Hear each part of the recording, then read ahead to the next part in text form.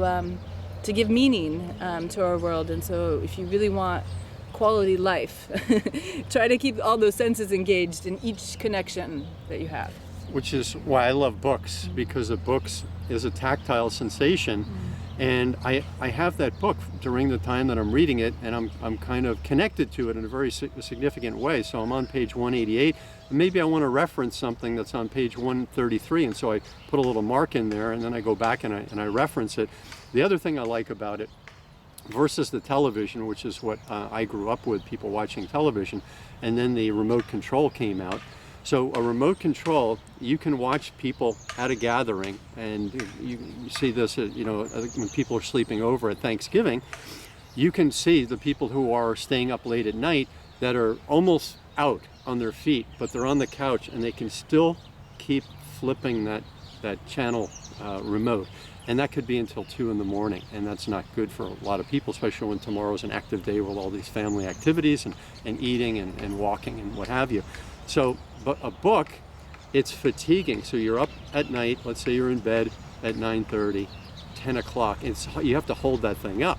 It's not like you can be a zombie and read a book. A book, you have to pay attention, you have to turn page, and you have to hold it up. And if it's a big book, it's a lot harder to hold up. So eventually you're going to put that thing down and go to sleep. Whereas the remote, historically, you can see people that are zombied out who are still occasionally waking up and flipping the channel to something else, because even when I grew up, eventually in the 80s, there were almost an unlimited number of channels, and now of course there are an unlimited number of channels.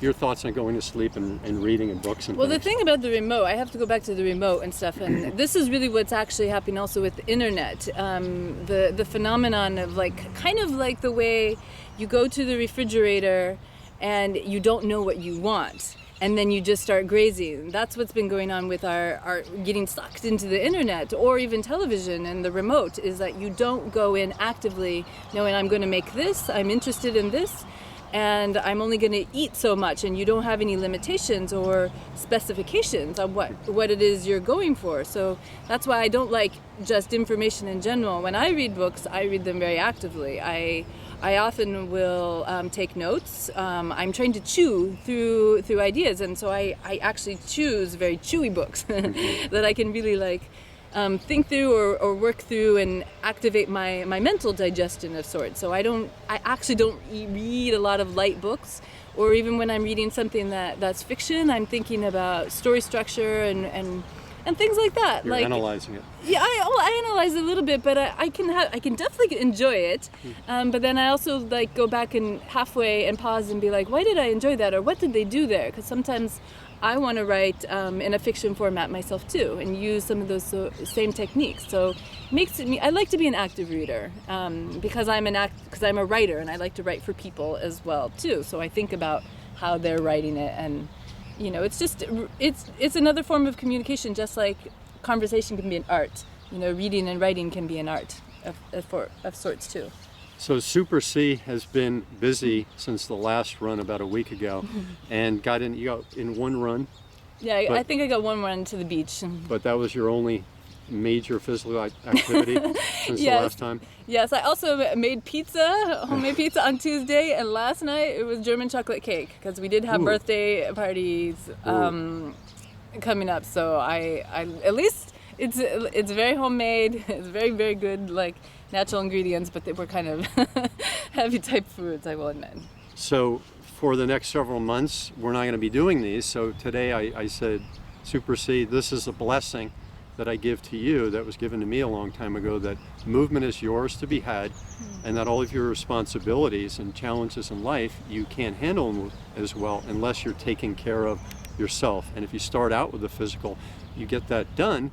I call it getting it out of the way. It's kind of fun, because it's hard. We ran up a hill today, and I was sluggish at one point of that hill, and then we came down and I was rejuvenated. But that's hard, some of it, and you get that out of the way, and so for the rest of the day you can go about your daily responsibilities and enjoyment, and it's already done, and there's no getting till next week going, oh, I have to do that again, because it's just a gift that you have every day. What do you think about factoring this into a daily routine? Like it's a gift for myself? Yeah, or freedom of movement. Yes, what we're talking about. I do believe in freedom of movement, and you do have to just take it. like we used to, a feminist movement would be like, reclaim the streets, or activists would be like, reclaim the streets, or reclaim something that's your birthright. Movement is a birthright, you know, not to be settled or domesticated or things like that. So yeah, it's just a matter of like, I haven't put the limitations or specifications on it for myself yet, because I'm still like learning how to be discerning about running. Like for me, it was sort of my moment to meditate and to kind of like calm out, be just kind of peaceful. Like I would take running as a meditation, but when we do it this way, like starting with a hill, you have to be activated. After what though? We didn't start with a hill. We did stretching. Exercise. I'm just saying that like I kind of appreciate the energy that gets moved when you do it very actively versus like my kind of like whenever I can fit it in, I go out the door, and it's always the meditative. I never take hills. I actually avoid hills usually, and and actually, I'm problematically too. If the music like calms down for a little bit, slows down, sometimes my running starts to like go down a little bit. So you have to be kind of like, you know, vigilant and active about it. Like that's a new philosophy for me, and that's the blessing you're giving me, I think, to be more activated about it. Yeah. Well, we could have gone to the beach today, but I was at the beach yesterday, and all of our runs have been hill runs. So I wanted to maintain that once a week hill run, because it's a big challenge that I do once a week, is to do that hill run. So freedom of movement, our birthright, and being disconnected to it. The poor people who are in the cubicles and may have long days and then commuting on the way home. How do you handle life when that is because of your financial commitments, etc., and that's the job you've been given? And it's not easy to switch jobs, you know, and when you've got one with benefits and the people you like at the work, and now you're stuck in this cubicle. What are some thoughts that you have to allow those people to gain some freedom and movement?